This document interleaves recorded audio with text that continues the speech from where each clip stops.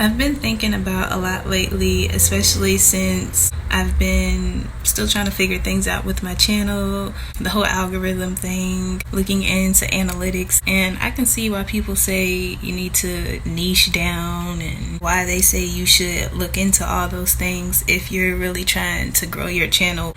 But I just feel like people are starting to look too much into it, and it's kind of taken away from the whole creative process with it.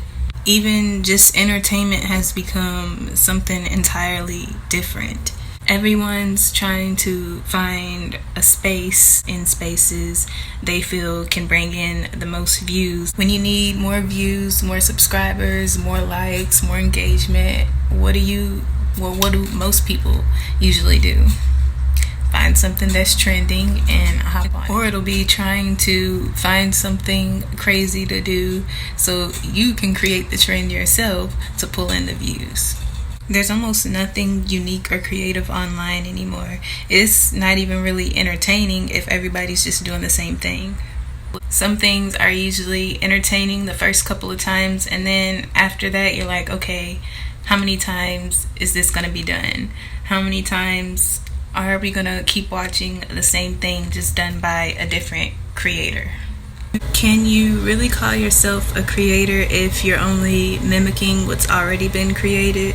And when I say that, I know that sometimes we can create things and not know that it's already been created, because ideas travel. So you might have an idea and it's already traveled through many others before it reached you, and that's understandable. But when you're just copying something that you see, like, that's totally different. And I see a lot of that going on, where people are just literally copying what they see working and trending for others. If you want to follow trends, that's fine.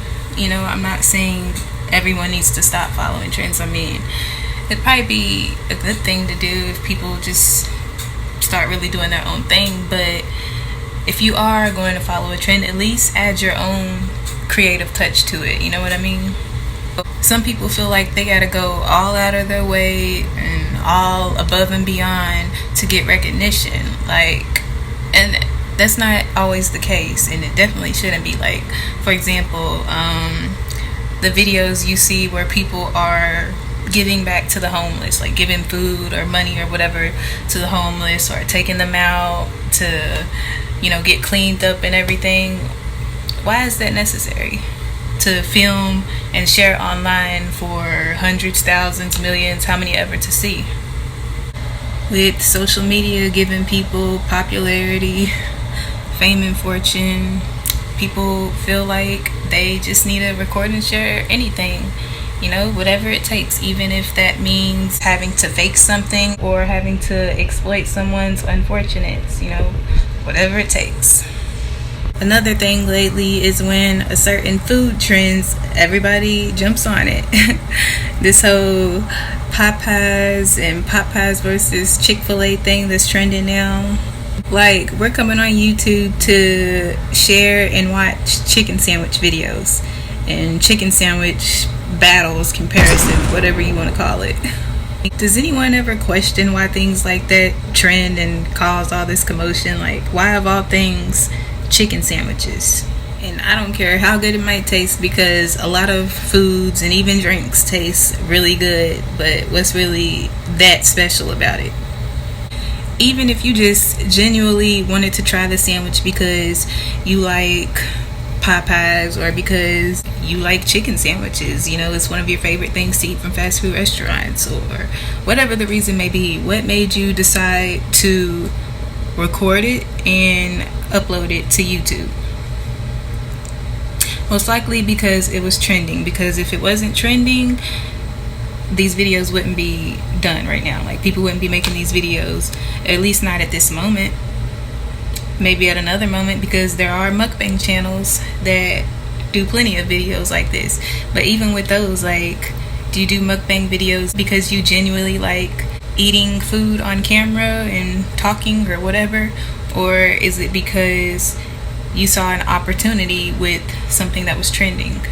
I know sometimes subscribers can request videos, but even with that, it needs to be boundaries set and a balance, because at some point we begin to let our subscribers and the algorithm and checking analytics and all of that control us, control our creativity, control our lives, control everything. We wake up and think, what's the next thing we can post? We wake up, think, let me check this, let me check that. It's just, in a way, that's definitely a form of control. We end up only making content that we feel will work for the algorithm, or the content we feel, again, will bring in the most views, what our subscribers are more into on our channel, what they're gonna like and not like. And usually the last thing we think about is what's gonna work for ourselves. I'm sure a lot of us have something we really want to share, but we decide not to because we know, or we're afraid that it's not gonna get the views, that it's not gonna do well with the algorithm, that it won't fit with our niche, or people are just gonna think it's weird, amongst many other reasons. But why is that so important? Another thing I've been thinking about, because, I've just been seeing videos and comments about YouTube being so boring now. If YouTube is so boring, instead of complaining about it, why don't we just find something else to do? Create some more entertaining content, or start going outside like we used to find something entertaining, to get into something. We didn't always have social media to run to when we were bored or needed a distraction. Find ways to entertain yourself. You gotta think outside the box. Creativity and entertainment can be found in many places, within many things. You just gotta search for it or create it yourself. Sometimes you have to step outside your comfort zone and what you already know. There's always a video or a channel I come across on YouTube that I never thought or never imagined I'd come across. I find all kind of content to watch, whether it's educating, entertaining, or a combination of both. Or maybe it's something different. Maybe it's some type of weird content, but I end up liking it and I'll keep watching it. You just gotta look. I know it may suck that some things you have to search harder for to find, but just know that it's out there. I say all of that to say I like editing. I like doing tutorials. I like poetry. I like nature walks. And I like a variety of things. Sometimes I can combine my likes to go along with each other, but really I just like creating, and I enjoy exploring different ways to be creative. As long as I'm in a creative space, I'm happy. So if I want to share my poetry, if I want to share, a DIY project, if I want to share a nature walk involving poetry, or sharing some editing along with it, then I'm gonna do that. I know that I could work on focus a bit more, because I know I can't do everything at once, but I also know that I don't want to feel restricted either. I started my channel with editing videos, and it wasn't really because that's what I just definitely wanted to do. It was because it was something I felt like I could do without having to be on camera at first, because I wasn't really comfortable, and it was something out of all of my interests that I feel I could do better with the views and all of that. I plan on sharing some editing videos with the newer content and the newer projects I'm working on sharing, so I'll still be doing that. But I've grown up most of my life not sharing really anything at all, because I felt restricted in many ways, because I cared too much about what other people would think and how other people would feel. And like I said, overall I just felt restricted. Like I couldn't really share things for certain reasons. I cared too much about those things rather than how I would feel about a situation or how I think about a situation.